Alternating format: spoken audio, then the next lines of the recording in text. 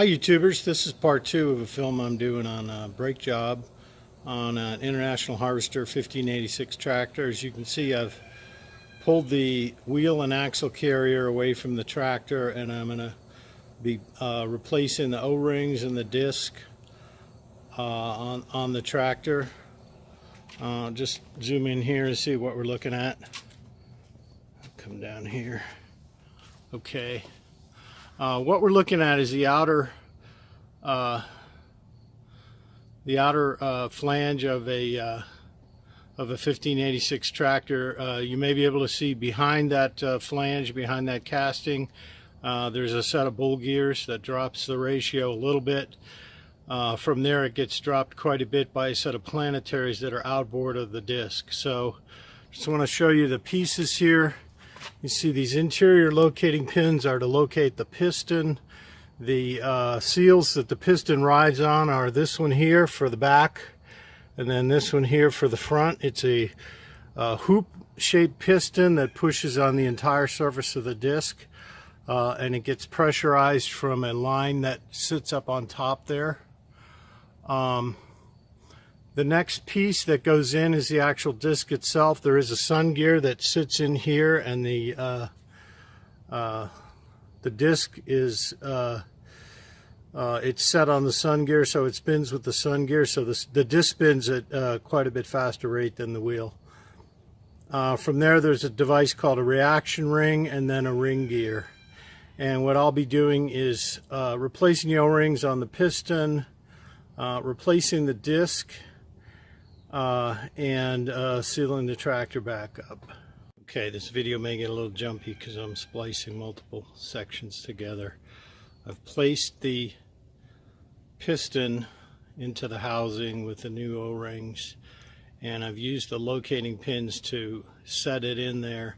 I'm now going to take the reaction ring and the ring gear and attempt to use the bolts to press the piston into the O-ring surfaces. Don't want to pry it, don't want to hammer it, because I don't want to pinch the O-rings. I did coat the O-rings with high trans fluid. Hope that's the right thing to do, with the intent of placing it in there as cleanly as possible. You can see what I did here. I used the original bolts and some standoffs that I had laying around, some large bolts. Placed the sun gear, the disc, and the reaction ring in, and used the reaction ring along with the disc to press the piston into the lands. That way I can do it without damaging the O-ring or prying or anything like that. Okay, here we are with everything back together. You can see I've located the sun gear there. I've got the new disc in place. I've put the reaction ring and the ring gear back, and I haven't torqued down the bolts yet. A couple things I wanted to say about those bolts. Those bolts actually hold the inner casting in, so I should have mentioned this before.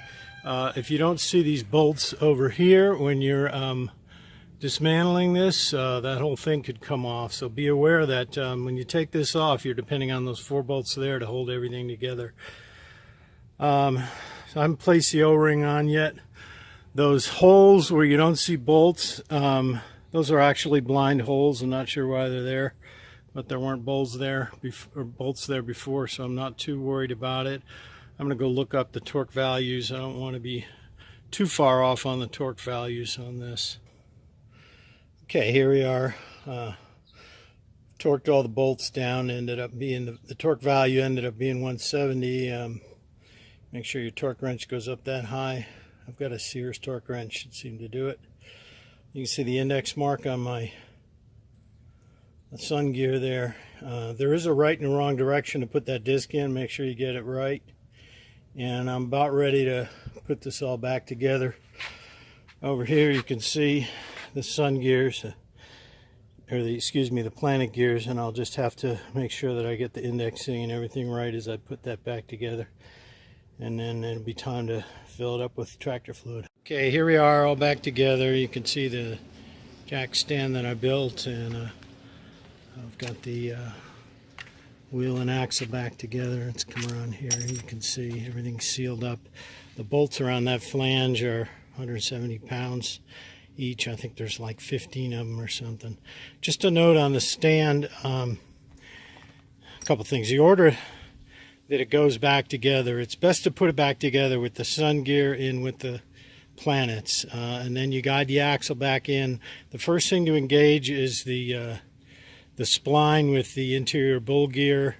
After that, the planet gears engage with the ring gear, and then finally the sun gear engages with the disc. So what you need to be able to do when you jack this thing up is to be able to turn the rear wheel to make all that happen.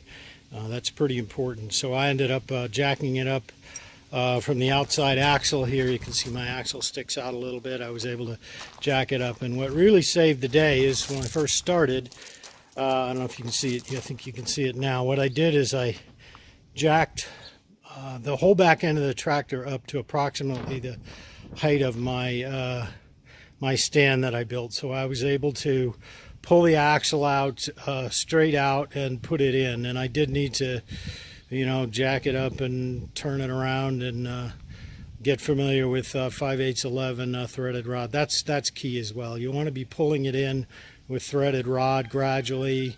Pull it in some. If it binds, back it out, figure out what bound, fix it, and then go again and just ease it back in. And everything went together pretty clean. The last thing I want to show you is this little hose. The easiest way to bleed these brakes is you've got the brake bleeder over there on top of the cylinder, and I just run the hose right up into the filler cap. It's all the same fluid. You can just pump it right into the filler cap, and that's the easiest way to bleed these brakes. And they are kind of a pain in the neck because they've incorporated the line and the bleeder in the same line, so you're kind of bleeding it and fighting with the brake fluid coming in. Anyway, that's just life as we know it with this tractor. Thanks a lot, everybody. I hope this helps people that are going to be doing a brake job here.